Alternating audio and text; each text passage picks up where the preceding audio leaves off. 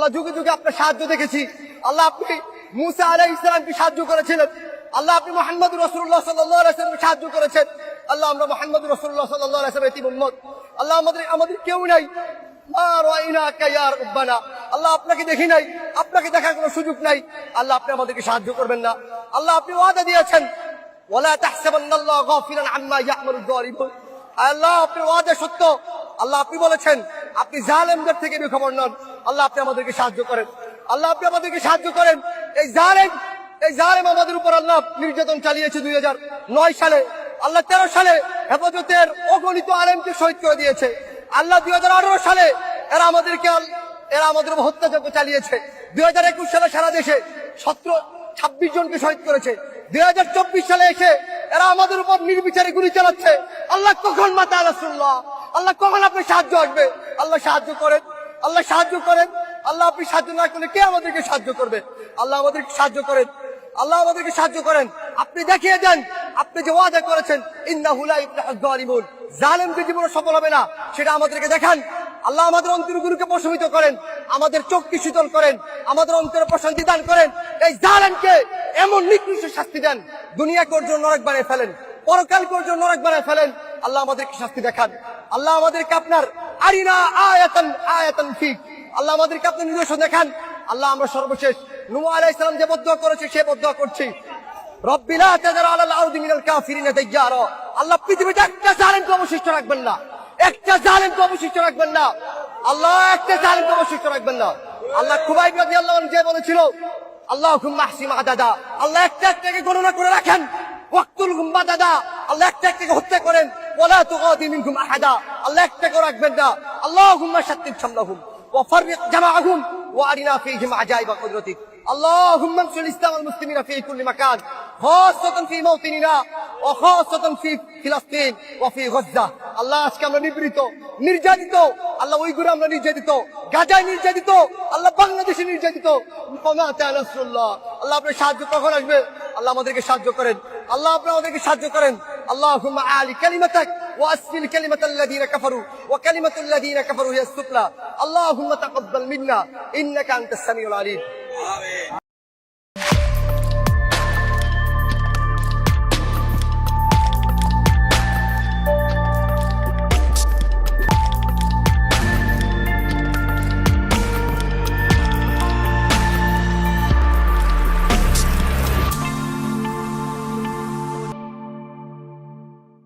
ফজা পাগলা সংসদে হেভি মুক্তিযুদ্ধ দেখছেন তো?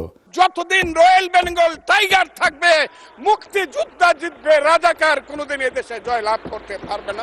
বিএনপির অন্যান্য এমপি মন্ত্রীরাও আমি তো এই নিয়ে এপিসোড করেছি। আবার দেখলাম জামাতের এমপি শাহজাহান সাহেব কইছে গোলাম আজম নাকি স্বাধীন পূর্ব পাকিস্তানের স্বপ্ন দেখেছেন। এই সংসদ একটা নাট্যশালা হয়ে যাইতেছে। মাঝে মাঝে দেখি এনসিপি মুক্তিযুদ্ধ করে সিক্কর পারে। মুক্তিযুদ্ধের নতুন রূপ তৈরি হয়েছে, মুক্তিযুদ্ধের নবায়ন হয়েছে। আমি এখন কই যাই, সবাই দেখে মুক্তিযোদ্ধা হয়ে গেছে, খালি আমি একাই রাজাকার হয়ে গেলাম। 1971-কে 2024-এর জুলাই বিপ্লবের মুখোমুখি দাঁড় করাইয়া 2024-কে বাতিল করে দেওয়ার শয়তানি অনেক আগে থেকে শুরু হয়েছে। এই শয়তানিটা শুরু করছে বিএনপি, পিছে ছিল ইন্ডিয়া আর আওয়ামী লীগের ন্যারেটিভ পাওয়ার। তাই জুলাইকে একটা দার্শনিক আর ঐতিহাসিক ভিত্তির উপরে দাঁড় করাতে না পারার দায় এখন পুরা জুলাইকে দিতে হইতেছে। মুক্তিযুদ্ধের ধারাবাহিকতায় নাকি জুলাই হয়েছে, এ বয়ান আগে আনে আসিফ নজরুল। আবার নাহিদ সংসদে দাঁড়ায় সে আসিফ নজরুলের কথা ধার করিয়া কইতেছে জুলাইয়ের মধ্য দিয়ে মুক্তিযুদ্ধের নবায়ন হয়েছে। হ্যাঁ, জুলাই মুক্তিযুদ্ধেরই ধারাবাহিকতা। শুনেন, জুলাই গণ অভ্যুত্থানের মধ্য দিয়ে মুক্তিযুদ্ধের নতুন রূপ তৈরি হয়েছে, মুক্তিযুদ্ধের নবায়ন হয়েছে। ভাই মুক্তিযুদ্ধের চেতনা কোট আনকোট এইটার বিরুদ্ধেই তো জুলাই হয়েছে। শুনিছেন? একবার আসিফ নজরুলকে দিয়ে আসা ইন্টারিম বানায়া এলো, তারপরেও এদের শিক্ষা হয় না। 1971-এর ধারাবাহিকতায় জুলাই আসে নাই। 1971-এর সাথে জুলাইয়ের কোনো সম্পর্কই নাই। সম্পর্ক থাকলে জুলাইকে 71 দিয়ে ব্যাখ্যা করা যাইতো, সেটা করা যায় না। 1971 ছিল আমাদের ভুল ঠিকানা, 1947-ও ছিল তাই 2024 আমাদের ডেস্টিনি। 2024 1971-এর পোলা না, 2024 1971-এর বাপের বাপ। সেই বাপকে 1971 চিনতে পারে নাই। আমি জানি আমার কথায় মেলা হাউকাউ হবি, কিন্তু যদি বাইসে থাকি এই ন্যারেটিভ প্রতিষ্ঠা করে দিয়ে যাব ইনশাল্লাহ। আসেন আল্লাহর নামে শুরু করি। 16 জুলাই 2024 রংপুর বেগম রোকেয়া বিশ্ববিদ্যালয়ের সামনের রাস্তায় একটা ছেলে দাঁড়াইছে, হাতে শুধু একটা লাঠি, সামনে পুলিশ, শটগান উঁচায়, কয়েক গজ দূরত্ব মাত্র। ছেলেটা পিছায় না, উল্টা সামনে আগায় যায়, 2 হাত ছড়ায় দেয়, বুক চিতায় দাঁড়ায়। সে যেন বলতেছে গুলি করো, আমি প্রস্তুত। ঠিক কিনা? তাই তো, পুলিশ গুলি করলো। প্রথম গুলি ছেলেটা টলল না, দ্বিতীয় গুলি ছেলেটা মাটিতে পড়লো। আবু সাইদ, বয়স মাত্র 22। এই এক দৃশ্যের ভেতরে পুরা 2024-এর রহস্য, পুরা না বলা কথা লুকায় আছে। আবু সাইদ মরতে যায় নাই, সে জীবন দিতে গেছিল। মরতে যাওয়া আর জীবন দিতে যাওয়া দুইটা এক জিনিস না। মরতে যাওয়া বলতে কি বুঝি? রাস্তায় বাস উল্টায় মানুষ মারা যায়, রোগে মানুষ মারা যায়, ছিনতাইকারীদের ছুরিতে মানুষ মারা যায়। 71-এ পাকিস্তানি বাহিনীর হাতে গ্রামে গ্রামে মানুষ মারা গেছে, কেউ ঘরের ভেতরে, কেউ পালাইতে গিয়া, কেউ স্ত্রী সন্তান বাঁচাইতে গিয়া, এসব মৃত্যু। কিন্তু কেউই মরতে যায় নাই, তারা বাঁচতেই চাইছেন, মৃত্যু আইসা পড়ছে। এমনকি 1971-এর রণাঙ্গনের মুক্তিযোদ্ধারাও, যিনি অস্ত্র হাতে যুদ্ধে গেছিলেন, তিনিও বাঁচার আশায় গেছিলেন, জিতে ফিরে আসবো এই ভরসায়। গুলি লাগলে শহীদ, কিন্তু গুলি না লাগলে ফিরে আসবো, আমার দেশ পাবো, আমার পরিবার পাবো। যুদ্ধে গেছেন কিন্তু মরতে যান নাই। জীবন দেওয়া সম্পূর্ণ আলাদা জিনিস। জীবন দেওয়া মানে আপনি জানেন আপনি ফিরবেন না, আপনি জানেন এই কাজটা আপনার জীবন দিয়ে শেষ হবে, আর আপনি সেটা মাইনে নিয়েই দাঁড়াইছেন। জুলাইয়ের শহীদেরা সবাই এই জিনিস করছে। মুগ্ধ যখন গুলির মুখে পানি বিতরণ করতেছে, সে জানতো পরের গুলি তার গায়ে লাগতে পারে।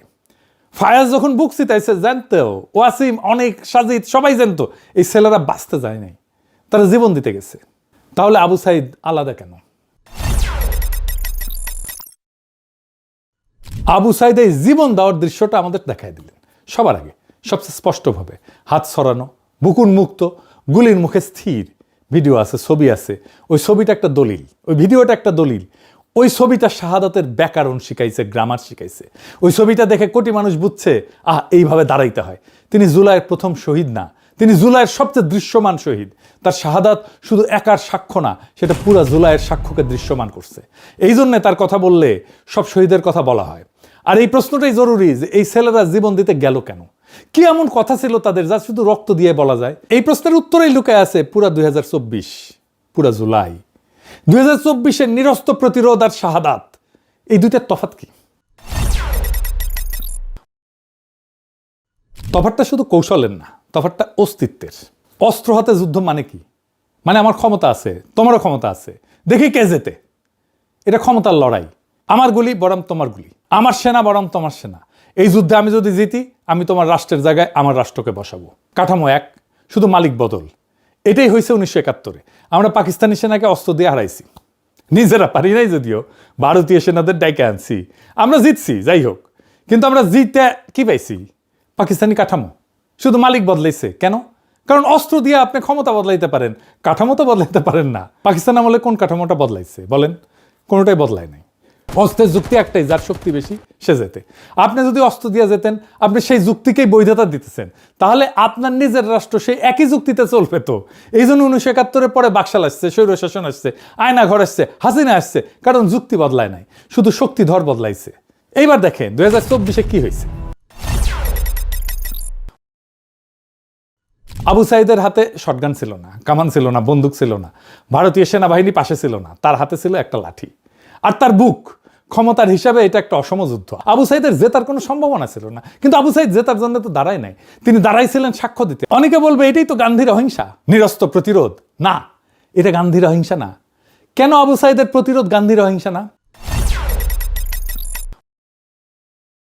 গান্ধীর অহিংসা ছিল একটা কৌশল। উনি বুঝছিলেন যে ব্রিটিশের অস্ত্র আছে, আমাদের নাই, তাই অস্ত্রের লড়াইয়ে যাব না, বরং নৈতিক চাপ দিয়ে ব্রিটিশকে লজ্জায় ফেলবো। সেজন্য অনশনে যাইতো। গান্ধী বলতো না মরতে আসছি, বলতো জেলে যাব, অনশন করব, লজ্জা দিব।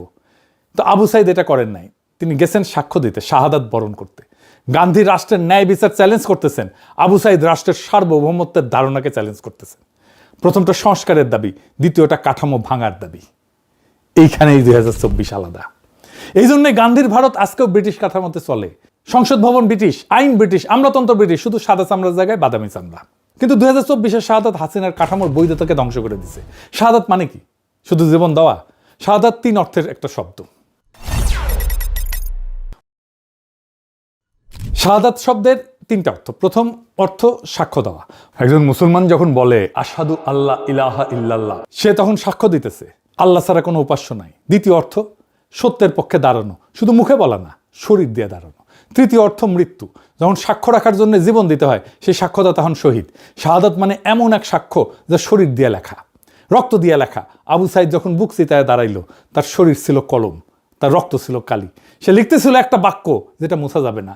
কোন বাক্য লিখতেছিল তাহলে আবু সাইদ? লিখছে তোমাদের রাষ্ট্র চূড়ান্ত না, তোমাদের গুলি চূড়ান্ত না, তার উপরে একজন আছেন, তার কাছ থেকে হিসাব হবে। এই বাক্য নতুন না, এই বাক্য তিতুমিল লিখছিলেন নারকেল বাড়িয়ায়, দুদুমিয়ার ফাড়ায় যে কৃষকেরা লিখছিলেন জমিদারের লাঠির সামনে। আর এই বাক্য আবু সাইদ লিখলেন 2024 রংপুরের রাজপথে। আবু সাইদ এক মুহূর্তে সে দীর্ঘ সিলসিলায় গিয়া দাঁড়াইলেন, আর রাষ্ট্র ওই মানুষটাকে আটকাইতে পারলো না। তার পথ ধরে আবাবিলের মতো আসলো লাখো লাখো কোটিতে কোটিতে তরুণ। রাষ্ট্র কেন এই মানুষটাকে আটকাইতে পারে না? আধুনিক রাষ্ট্র মানুষকে নিয়ন্ত্রণ করে দুইটা জিনিস দিয়ে, ভয় আর লোভ। ভয় মারতে পারে, জেলে পড়তে পারে, পরিবার ধ্বংস করতে পারে, গুম কইরা ফেলতে পারে, তাই চুপ থাকো। লোভ চাকরি দেবে, ঠিকাদারি দেবে, ব্যাংক লুট করতে দেবে, তাই বশ্যতা স্বীকার করো। এনে দুই যন্ত্র দিয়ে হাসিনা 15 বছর চলছে। কিন্তু আবু সাইদ যখন বুক পাইতে দাঁড়াইলো, সেই মুহূর্তে রাষ্ট্রে পুরো যন্ত্র অচল। কেন? কারণ যে বিশ্বাস করে মরলে শহীদ, জান্নাতে যাব, তার উপরে ভয়ের কোনো ক্ষমতা নাই তো। যে বিশ্বাস করে এই দুনিয়ার চাকরি, প্রমোশন, প্লট সব অর্থহীন, আসল হিসাব আখিরাতে, তার উপরে লোভের কোনো ক্ষমতা নাই। রাষ্ট্রের হাতে আর কোনো অস্ত্র নাই। এটাই বাঙ্গু এলিটকে সবচেয়ে বেশি কাঁপাইছে। বাকশাল তাদের কাঁপায় নাই, আয়নাঘর তাদের কাঁপায় নাই, হাসিনার শাসন তাদের কাঁপায় নাই, 1/11 তাদের কাঁপায় নাই, ভারতীয় আধিপত্যবাদ তাদের কাঁপায় নাই। যা কাঁপাইছে তরুণদের সে আত্মসমর্পণের দৃশ্য। কার কাছে আত্মসমর্পণ? রাষ্ট্রের কাছে না, আল্লাহর কাছে। জার্মান আইন দার্শনিক কার্ল স্মিথ 1922 সালে বললেন, আধুনিক রাষ্ট্রের সব ধারণায় আসলে চুরি করা থিওলজি। আধুনিক রাষ্ট্রের একটা ধারণা আছে সোভারেন, সার্বভৌম, চূড়ান্ত রাষ্ট্র, চূড়ান্ত সার্বভৌম, যার উপরে কেউ নাই। এটা আল্লাহর গুণাবলী থেকে চুরি করা। আরেকটা ধারণা আছে স্টেট অফ এক্সেপশন, জরুরি অবস্থা। রাষ্ট্র বলে আজ আইন কাজ করবে না, সংবিধান স্থগিত, আমার ইচ্ছায় চলবে, এটাই চলবে। এটাই সার্বভৌমত্ব, এটাই সবচেয়ে বড় চুরি। ভাবেন, মুসা নবীর সামনে সাগর 2 ভাগ হয়েছিল কেন? কারণ আল্লাহ চাইছিলেন। প্রকৃতির নিয়ম সেই মুহূর্তে স্থগিত হয়ে গেছিল। ইব্রাহিম নবীকে আগুনে ফেলা হয়েছিল, আগুন পুড়াইতে পারে নাই, কারণ আল্লাহ চাইছেন, নিয়ম স্থগিত। এক্সেপশন, নিয়মের উপরে দাঁড়ায় নিয়ম স্থগিত করার ক্ষমতা, এটাই সার্বভৌমত্ব। এটা একমাত্র আল্লাহর, কেউ পারে না। এটা আর কেউ পারে না। আধুনিক রাষ্ট্র ওই ক্ষমতাটা চুরি করছে, সে বলে আমি পারি।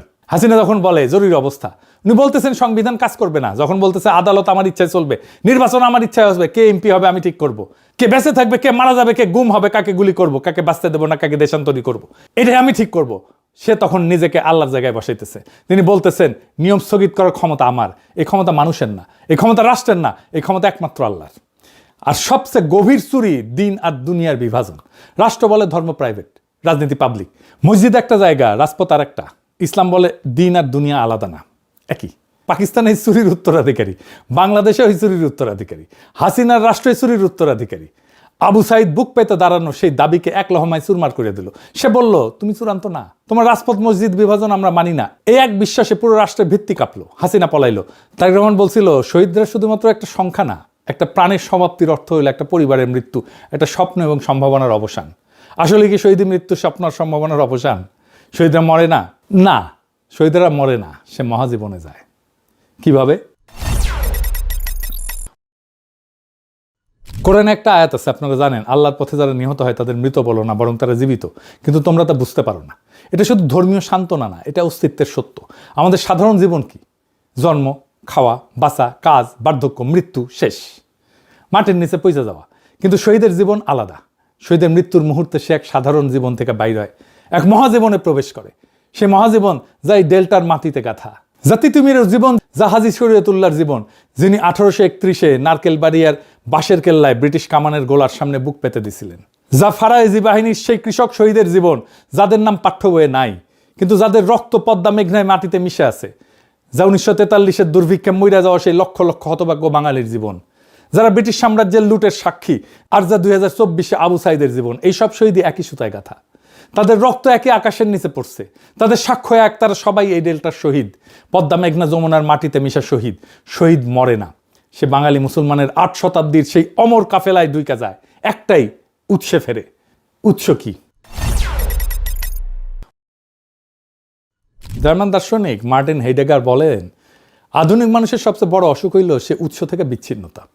মানুষ যখন মাটি তার ভাষার ইতিহাস হারায়, সে আসলে অস্তিত্ব হারায় না, সে আছে কিন্তু পূর্ণভাবে নাই।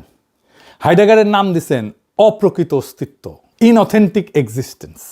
পাকিস্তানের 24 বছর বাঙালি মুসলমান অপ্রকৃত, ইনঅথেন্টিক। তাকে বলা হয়েছিল তুমি পুরা মুসলমান না, তোমার বাঙালিত্ব ফেলো, ছুঁড়ে ফেলো। বাংলাদেশে 55 বছর বাঙালি মুসলমান অপ্রকৃত, ইনঅথেন্টিক। তাকে বলা হয়েছিল তুমি মুসলমান পরিচয় নিয়ে তো প্রগতিশীল হইতে পারবা না, তোমার মুসলমানিত্ব ফেলো। বাঙালি মুসলমানের জীবন 77 বছর অপ্রকৃত অস্তিত্ব, ইনঅথেন্টিক এক্সিস্টেন্স। আরবের 4th শতাব্দীর মহান চিন্তক ইবনে খালদুন 600 বছর আগে এই কথা ভিন্ন ভাষায় বলছিলেন। তিনি একটা শব্দ ব্যবহার করে বলছিলেন আসাবিয়া, গোষ্ঠী চেতনা, মাটির বন্ধন। ইবনে খালদুন বললেন যেই জাতির আসাবিয়া হারায় সে পতিত হয়, যেই জাতি আসাবিয়া পুনরুজ্জীবিত করে সে আবার উঠে দাঁড়ায়। 2024 আসাবিয়ার পুনরুজ্জীবন, পতিত জাতির পুনরুত্থান। আবু সাইদ যখন বুক চিতায় দাঁড়াইলেন, তিনি এক মুহূর্তে আমাদের জাতিকে আসাবিয়া ফিরিয়ে দিলেন। এইটাই উৎসে ফেরা। কোন উৎসে ফেরা? বাঙালি মুসলমানের উৎস এই গাঙ্গেয় বদ্বীপে, এই ডেল্টায়, নদীতে, পলিমাটিতে, কৃষকের ঘামে। বাংলা ইসলাম আসছে নদীর সাথে, কৃষির সাথে, পীর দরবেশের সাথে, স্থানীয় সমাজের সাথে মিশা। বাঙালি মুসলমান এই মাটির সন্তান। তাহলে তার উৎসে ফেরা মানে তার নিজের 8 শতাব্দীর ইতিহাসে ফেরা। যে ইতিহাস 47 চাপা দিছিল, যে ইতিহাস 71 চাপা দিছিল। আসেন এইবার সেই ইতিহাসটা দেখি। 8 শতাব্দীর চাপা পড়া কণ্ঠস্বর কি ছিল সেই ইতিহাস?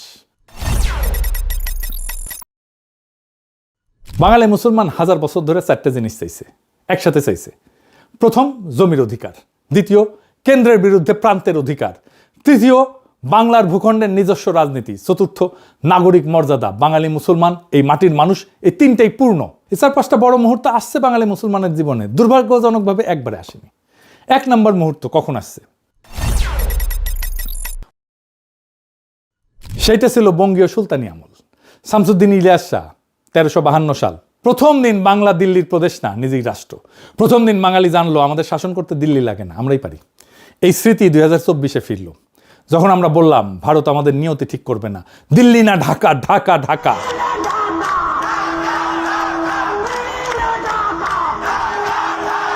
এই স্লোগানের গভীর তাৎপর্য বুঝতে না পেরা আবার অনেকে স্লোগান দেয় পিন্ডি না ঢাকা, হ্যাঁ, ওয়াশিংটন না ঢাকা।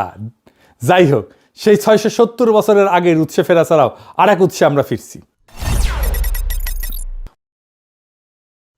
ঈসা খাঁ এবং ভাটির রাজত্ব 16 শতকে। মোগল সাম্রাজ্য বাংলা জয় করতে চাইতেছে, দিল্লির শাসন প্রতিষ্ঠা হবে। ঈসা খাঁ আর 12 ভূঁইয়া রুখা দাঁড়াইলেন। মোগল বিরোধী যুদ্ধ। কিন্তু এটা শুধু যুদ্ধ ছিল না, এটা ছিল নদীর ফেডারেলিজম। ভাটির ভূগোল, নদী আর জলাভূমির দেশ, কোনো একক রাজা সব নিয়ন্ত্রণ করতে পারে না। ছোট ছোট শক্তিকেন্দ্র, স্থানীয় জোট, 12 জন ভূঁইয়া, তারাই বাংলা শাসন করে। ঈসা খাঁর সাথে দাঁড়াইছিলেন রাজা কংস নারায়ণ ভৌমিক। 12 ভূঁইয়ার 1 ভূঁইয়া। হিন্দু মুসলমান দাঁড়াইলেন পাশাপাশি, মুসলমান ভূঁইয়ার পাশে দিল্লির বিরুদ্ধে। ধর্ম না, এই মাটি ছিল তাদের ঐক্যের ভিত্তি। ঠিক যেভাবে 2024-এ মীর মুগ্ধের পাশে দাঁড়াইছিল হৃদয় তারুয়া।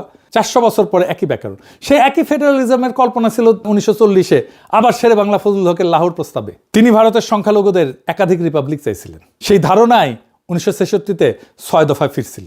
জিন্না ইন্ডিয়ার কাছে যা যা চাইছিলেন, আমরা 6 দফায় পাকিস্তানের কাছে তাই চাইছি। বিষয়টা ব্যাখ্যা করি, আরো গভীরে গিয়া মজা লাগবে। দেখেন একটা আশ্চর্য মিল। জিন্না 1940-এর লাহোর প্রস্তাবে ভারতের কাছে কি চেয়েছিলেন? মুসলমানদের জন্য আলাদা অটোনমি, অটোনোমাস ইউনিট, নিজস্ব আইনসভা, নিজস্ব শিক্ষা ব্যবস্থা, নিজস্ব অর্থনৈতিক নিয়ন্ত্রণ, কেন্দ্রের হাতে শুধু প্রতিরক্ষা আর পররাষ্ট্র, বাকি সব প্রদেশের। মুসলমানরা ভারতের সংখ্যালঘু, তাই তাদের সুরক্ষা দরকার কেন্দ্রের হিন্দু সংখ্যাগরিষ্ঠ থেকে, তাই না? মুজিব 1966-তে 6 দফায় পাকিস্তানের কাছে কি চাইলেন? বাঙালিদের জন্য ফেডারেল অটোনমি, নিজস্ব আইনসভা, নিজস্ব মুদ্রা, নিজস্ব রাজস্ব, নিজস্ব মিলিশিয়া, কেন্দ্রের হাতে শুধু প্রতিরক্ষার পররাষ্ট্র, বাকি সব প্রদেশের। বাঙালিরা পাকিস্তানের সংখ্যাগরিষ্ঠ, কিন্তু পশ্চিম পাকিস্তানি এলিটের নির্যাতনে সংখ্যালঘুর মতো বঞ্চিত, তাই তাদের সুরক্ষা দরকার কেন্দ্রের পাঞ্জাবি উর্দু আধিপত্য থেকে। দেখলেন তো, একই দাবি, একই যুক্তি, একই কৌশল। জিন্না ভারতের কাছে যা চাইছেন, মুজিব পাকিস্তানের কাছে ঠিক একই জিনিসটা চাইতেছেন। 6 দফা লাহোর প্রস্তাবের বাংলা অনুবাদ, আর কিছু না। জিন্না ভারত ছাড়তে চান নাই, ভারতের ভিতরে অটোনমি চাইছেন, কংগ্রেস দিল না, তিনি বাধ্য হয়ে আলাদা রাষ্ট্র করলেন। মুজিব পাকিস্তান ছাড়তে চান নাই, পাকিস্তানের ভিতরে অটোনমি চাইছেন, ভুট্টো ইয়া দিল না, তিনি বাধ্য হয়ে আলাদা রাষ্ট্র করলেন। পাকিস্তান বাধ্য হয়ে, বাংলাদেশও বাধ্য হয়ে। দুটাই কারেকশন, দুটাই প্ল্যান বি। জিন্নার প্ল্যান এ ছিল ভারতের ভিতরে মুসলমানের অটোনমি, ব্যর্থ হয়েছে। তারপরে প্ল্যান বি হয়েছে পাকিস্তান। মুজিবের প্ল্যান এ ছিল পাকিস্তানের ভিতরে বাংলার অটোনমি, ব্যর্থ হয়েছে। Plan B Bangladesh. 2 ফাউন্ডার, একই প্লেবুক। আর এই জন্যেই দুই রাষ্ট্র শেষমেশ একই রকম হয়ে গেল। কারণ যেই রাষ্ট্রের প্ল্যান এ ছিল অন্য রাষ্ট্রের ভিতরে থাকা, সেই রাষ্ট্র প্ল্যান বি হিসেবে দাঁড়াইলেও কখনো নিজস্ব ডেস্টিনি তৈরি করতে পারে না। সে শুধু আগের কাঠামোর কপি বানায়। পাকিস্তান ব্রিটিশ ভারতের কাঠামোর কপি, শুধু মুসলমান পরিচয়ের পোশাকে। বাংলাদেশ পাকিস্তানের কাঠামোর কপি, শুধু বাঙালি পরিচয়ের পোশাকে। দুটোই অন্যের ছায়া, নিজস্ব ভিত্তি নাই। এই জন্যই 2024 ভিন্ন। 2024 কারো ভিতরে অটোনমি চাইতেছে না। 2024 কারো প্ল্যান বি না। 2024 প্ল্যান এ, 800 বছরের পূর্ববঙ্গীয় ডেস্টিনির সরাসরি আর্টিকুলেশন। প্রথমবার এইবার আসেন আগের আলাপে ফিরে যায়। 3 নম্বর মুহূর্ত কোনটা ছিল? ফারাজি আন্দোলন। হাজী শরীয়তুল্লাহ, তারপর তার ছেলে দুদু মিয়া। পাঠ্য বই বলে যে ধর্মীয় সংস্কার আন্দোলন, নামাজ ঠিকঠাক পড়ো, এইটুকুই। পাঠ্য বই মিথ্যা বলে। ফারাজি ধর্মের ভাষা নিয়ে রাজপথে নামছে, জমিদার নীলকর ঔপনিবেশিক অন্যায়ের বিরুদ্ধে। ধর্ম মসজিদে আবদ্ধ থাকলো না, ধর্ম জমির রাজনীতিতে ঢুকলো। দুদু মিয়ার সংগঠন প্রতি 10টা পরিবারের একটা প্রধান, নিজেদের আদালত, নিজেদের বিচার। জমিদার আক্রমণ করলে কৃষক একসাথে দাঁড়ায়। এটা শুধু আন্দোলন না, এটা সমান্তরাল সমাজ, ধর্মের ভিত্তিতে তৈরি, লক্ষ্য জমির ইনসাফ। এখানে নতুন জিনিস জন্মাইল, জনগণের রাজনৈতিক ধর্ম। জনগণের এই রাজনৈতিক ধর্মকেই বাংলো এস্টাবলিশমেন্ট ভয় পায়, ইন্ডিয়া ভয় পায়। আপনি ধর্মকে অন্দরমহলে ঢুকাই দিতে চাইলেও পারবেন না, কারণ তার কালেকটিভ মেমোরি বিদ্রোহ করবে। তার কালেকটিভ মেমোরিতে আছে তো। ইতিহাস চাপা পড়লো 1971-এ হাসিনা বাপের আমলে। হাসিনা আমলে 2 বাপ বেটেই বললো ধর্ম মসজিদে থাকবে। এটাই সেকুলারিজম। জাতীয় মসজিদে জুম্মার সময় যুদ্ধ বেশে পুলিশ পাহারা দিত, আলাকসা মসজিদের মতো। বাইতুল মোকাররমের ভিতরে ঢুকে গুলি করছিল মুসল্লিদের পিটাইছিল। কিন্তু 170 বছর পরে 2024-এ এই ইতিহাস ফিরল, যখন তরুণরা রাজপথে যায় নামাজ বিছাইল, যখন বিজয়ের মুহূর্তে সেজদা দিল। দুদু মিয়ার বংশধররা আবার জাগলো। আবু সাইদ এই বংশধর, তিনি যেই সিলসিলায় দাঁড়াইছিলেন সেটাই ফারাইজের সিলসিলা। এরপরের মুহূর্ত কোনটা? 1905 বঙ্গভঙ্গ। কলকাতার ভদ্রলোকরা বঙ্গভঙ্গের বিরুদ্ধে দাঁড়াইল, জাতীয় অপমান বলল। রবীন্দ্রনাথ গান লিখলেন, আমার সোনার বাংলা আমি তোমায় ভালোবাসি। এত ভালোবাসা, কিন্তু উনি পূর্ববঙ্গে এসে থাকলেন না। এত ভালোবাসলেও অখণ্ড বাংলার পক্ষে দাঁড়াইলেন না। কারণ আছে, বড় প্রেম তো। শরৎচন্দ্র বলছেন না, বড় প্রেম শুধু কাছেই টানে না, দূরেও ঠেলিয়া দেয়। কিন্তু পূর্ববঙ্গের মুসলমান কৃষকের কাছে এটা ছিল প্রথম প্রশাসনিক মুক্তি। প্রথম দিন সে বুঝলো আমরা কলকাতার পরিচয়ের অংশ না, আমরা আলাদা। 6 বছর পরে এটা বাতিল হবে, কিন্তু স্মৃতি থেকে গেল। এরপরে পঞ্চম মুহূর্ত হইল পাকিস্তানের বিশ্বাসঘাতকতা। আমরা লাহোর প্রস্তাবে চাইছিলাম একাধিক রিপাবলিক। জিন্না আর মুসলিম লীগ যে পাকিস্তান বানাইলো সেটা একক কেন্দ্রীভূত, করাচি নিয়ন্ত্রিত। লাহোর প্রস্তাবের সাথে বিশ্বাসঘাতকতা। পাকিস্তানের কল্পনার মধ্যে দিয়ে যে বিকল্প পথের সন্ধান করছিল আমাদের পূর্বপুরুষেরা, সেটা ফেল করলো। কেমনে? সোহরাওয়ার্দীকে ছুঁড়ে ফেললো। পাকিস্তানকে কে আনছিল? জিন্না ছিলেন আইনজীবী, বোম্বের বাসিন্দা, বাংলা চিনতেন না। বাংলায় পাকিস্তান আনছিল মূলত একজনই, হোসেন শহীদ সোহরাওয়ার্দী। তিনি ব্রিটিশ বাংলার শেষ মুখ্যমন্ত্রী। 1946-এ ফাইনাল নির্বাচনে, যেই নির্বাচন ছিল পাকিস্তানের ম্যান্ডেটের নির্বাচন, তিনি বাংলায় মুসলিম লীগের ভূমিধ্বস বিজয় অর্গানাইজ করছিলেন। পাকিস্তানের ধারণা বাংলার মাটিতে প্রতিষ্ঠা তার অক্লান্ত পরিশ্রমের ফসল। এবার দেখেন পাকিস্তান তাকে কি দিল। 1947-এর অগাস্ট কেন্দ্রের ক্যাবিনেট গঠিত হইল, সোহরাওয়ার্দী জায়গা পেল না। বাংলা থেকে ক্যাবিনেটে ঢুকলো ফজলুর রহমান নামে অখ্যাত ব্যক্তি, শিক্ষামন্ত্রী, যার ছেলে, মনে রাখেন নামটা, সালমান এফ রহমান। 77 বছর পর হাসিনা ফ্যাসিবাদের অর্থনৈতিক স্থপতি। এই এক জেনারেশনাল কন্টিনিউটি। পূর্ব বাংলার প্রথম মুখ্যমন্ত্রী নির্বাচন সোহরাওয়ার্দী হারলেন কেন? কারণ তার সাপোর্ট বেস ছিল পশ্চিমবাংলায় মুসলিম এমপিদের মধ্যে। স্যার সিরিল র্যাডক্লিফের কলমে সেই এমপিরা ভারতে চলে গেছেন। জিতলেন খাজা নাজিমুদ্দিন, এক অপদার্থ লোক, সাথে নাই পাশে নাই কিসিমের। হ্যাঁ, যাই হোক, এইটা দুর্ঘটনা না, এটা নকশা। 1948-এ পাকিস্তানের বয়স 1 বছর। সোহরাওয়ার্দীকে মুসলিম লীগ থেকে বহিষ্কার করা হইল, গণপরিষদ থেকে বহিষ্কার করা হইল। যিনি পাকিস্তান আনছিলেন তিনি পাকিস্তানে অবাঞ্ছিত হয়ে গেলেন। পাকিস্তানের জন্মের প্রথম বছরে যে বাঙালি তাকে আনছিল তাকে ছুঁড়ে ফেলে দিছে। এটা ভুল সিদ্ধান্ত না, এটা পাকিস্তানের ডিএনএ ছিল। আর এই ছুঁড়ে ফেলা সোহরাওয়ার্দী করলেন, নতুন দল গঠন করলেন আওয়ামী মুসলিম লীগ। মৌলানা ভাসানী সভাপতি। পাকিস্তানের বছর 2 বছর। বাংলার অর্গানাইজার পাকিস্তানের এগেনস্টে নতুন দল বানাইতেছেন। এই রিজেক্ট হওয়া সোহরাওয়ার্দীর হাত থেকেই ভাষা আন্দোলন, যুক্ত ফ্রন্ট, 6 দফা, মুক্তিযুদ্ধ সব শুরু। আইয়ুব খানের আত্মজীবনী ফ্রেন্ডস নট মাস্টার্সে 25 পৃষ্ঠায় সোহরাওয়ার্দী নিজে স্বীকার করছে পূর্ব পাকিস্তানের যত আন্দোলন সব তিনি কলকাঠি নাড়াইছেন 1947-এর ক্ষোভ থেকে। মানে 1971 শুরু হয়েছে 1947-এ। এই কথা সোহরাওয়ার্দী নিজেই লিখে গেছে। পাকিস্তান যেদিন বাংলার অর্গানাইজারকে সোহরাওয়ার্দীকে ছুঁড়ে ফেলছে সেই দিনই পাকিস্তান হারছে। বাকিটা 24 বছরের সময়ের ব্যাপার মাত্র। আর শুধু সোহরাওয়ার্দী না, পাকিস্তান শুধু মুসলমানের রাষ্ট্র হবে এই কথা কিন্তু ছিল না, পাকিস্তান হবে ভারতের সংখ্যালঘুদের রাষ্ট্র।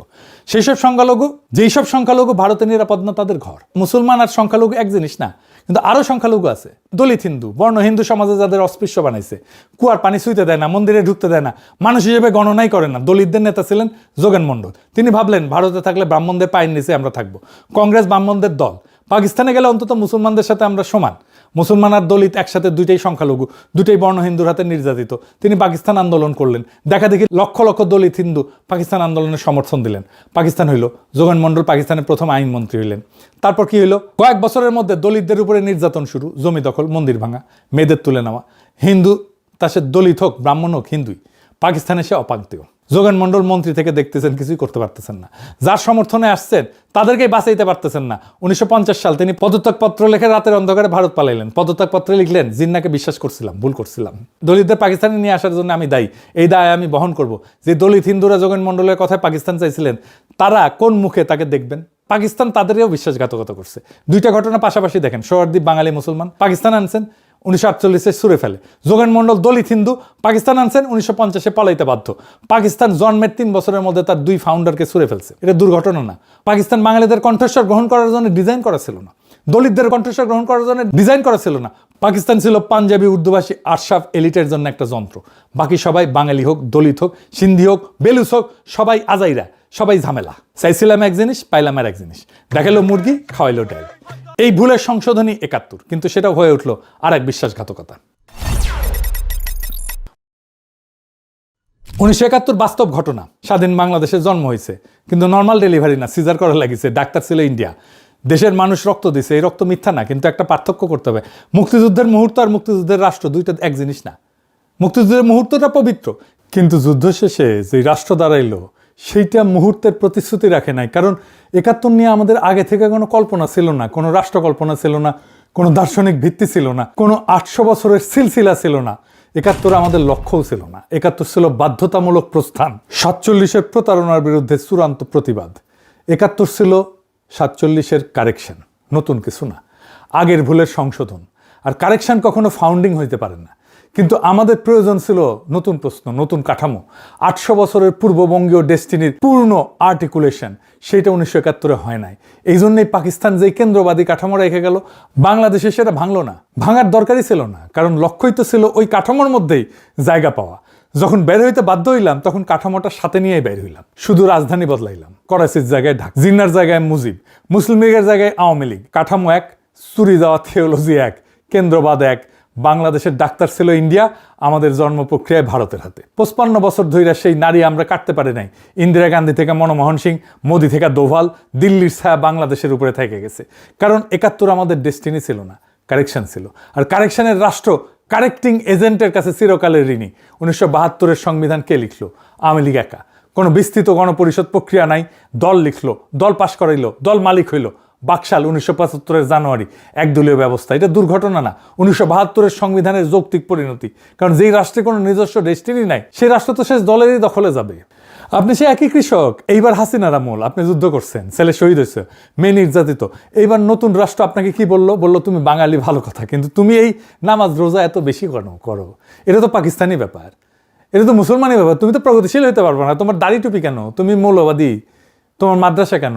তোমার ছেলেকে স্কুলে পাঠাও, রবীন্দ্রসঙ্গীত শেখাও, পয়লা বৈশাখে মঙ্গল শোভাযাত্রায় আসো, ঈদ ঘরে রাজপথে নামাজ পড়লে তুমি জঙ্গি। বললো তোমার ফারাই যে ইতিহাস, তোমার তিতুমিলের লড়াই ভুলে যাও, আমাদের ইতিহাস 52 থেকে শুরু। বললো তোমার সংস্কৃতি মানে রবীন্দ্রনাথ, ছায়ানট। পাকিস্তান যে অংশ ছাঁটাই করতে চাইছিল, বাংলাদেশ ঠিক তার উল্টা অংশ ছাঁটাই করতে চাইল। পাকিস্তান বাঙালি অংশ বললো অতিরিক্ত, বাংলাদেশ মুসলমান অংশ বললো অতিরিক্ত। আমরা পাকিস্তানে ছিলাম অতিরিক্ত বাঙালি, বাংলাদেশে হয়ে গেলাম অতিরিক্ত মুসলমান। আমাদের বাঙালি অংশ বাড়তি না, আমাদের মুসলমান অংশ বাড়তি না, দুইটা একই লড়াই, শুধু দুই দিকে, দুইটাই অর্ধেক রাষ্ট্র, দুইটাই ফেল্ড এক্সপেরিমেন্ট। পাকিস্তানের 24 বছর, বাংলাদেশের 53 বছর, মোট 77 বছর। এই 77 বছরে আমরা একদিনও পূর্ণ ছিলাম না। 2024-এ সে বদ্ধ দরজা ভাঙলো। 2024-এ যা ফিরে আসছে সেটা ছিল অভিনব একটা ব্যাপার। ফিরে যায় আবু সাইদের সেই ছবিতে। এই দৃশ্যের পেছনে কিসের ছায়া? ফারাজির ছায়া, দুদুমিয়ার ছায়া, তিতুমিরের ছায়া। 170 বছর আগে যে কৃষক জমিদারের লাঠির সামনে বুক চিতায় দাঁড়াইছিল তাদের ছায়া। আবু সাইদ তাদেরই বংশধর। বিজয়ের সন্ধ্যায় শাহবাগ টিএসসিতে যে সেজদা, সেটা ফারাইজির সিলসিলা পুনরুত্থান। 71-এর রাষ্ট্র ফারাইজির গ্রামার মুছে ফেলছিল, বলছিল ধর্ম মসজিদে থাকবে, রাজপথ সেকুলার। কারণ 71-এর কাঠামো ছিল 47-এর কাঠামোর কপি। এটাই দিন আর দুনিয়াকে আলাদা করছিল। 2024 সেই বিভাজনকে ভাঙলো। অগাস্টে যেই বাহিনী জনতার সাথে একাত্ম হইল, কি স্লোগান দিল? নারায়ে তাকবীর। শুনেছেন? 1975-এর 7ই নভেম্বর সিপাহী বিপ্লবের দিন বিপ্লবী সিপাহীরা একই স্লোগান দিছিল। এই স্লোগান ভাটির ফেডারেল বাংলার স্মৃতি। সিপাহী প্রজা একসাথে, বাহিনী জনতা একসাথে, কেন্দ্রের বিরুদ্ধে প্রান্তের ঐক্য। 400 বছর পরে ইসাকার স্মৃতি ফিরল। আর কোনো একক জাতির পিতা নাই। 47-এ ছিল জিন্নাহ, 71-এ মুজিব, দুইটাই বংশতন্ত্র। কিন্তু এটা দুর্ঘটনা না। জিন্নাহ মুজিব দুইজনেই প্ল্যান বি এর ফাউন্ডার। জিন্নাহ ভারতের ভিতরে অটোনমি চাইছিলেন, পান নাই, পাকিস্তান নিলেন। মুজিব পাকিস্তানের ভিতরে অটোনমি চাইছিলেন, পান নাই, বাংলাদেশ নিলেন। প্ল্যান বি এর রাষ্ট্রের একক পিতা লাগে, কারণ সেই পিতা ছাড়া রাষ্ট্রের জাস্টিফিকেশন নাই। আমি প্রতিষ্ঠা করছি, তাই আমি মালিক, এই দাবিতেই রাষ্ট্র দাঁড়ায়। 2024 প্ল্যান এ। কারো ভিতরে অটোনমি চাইতেছে না, কারো বিকল্প না। প্ল্যান এর কোনো একক পিতা লাগে না, কারণ প্ল্যান এর ভিত্তি একজন মানুষের কর্মে না। 800 বছরের সিলসিলায় আবু সাইদ আছেন, মুগ্ধ আছেন, ফায়াজ আছেন, কিন্তু কেউ পিতা না, সবাই সাক্ষী। ভাটির 12 ভূঁইয়ার গ্রামার ফিরল।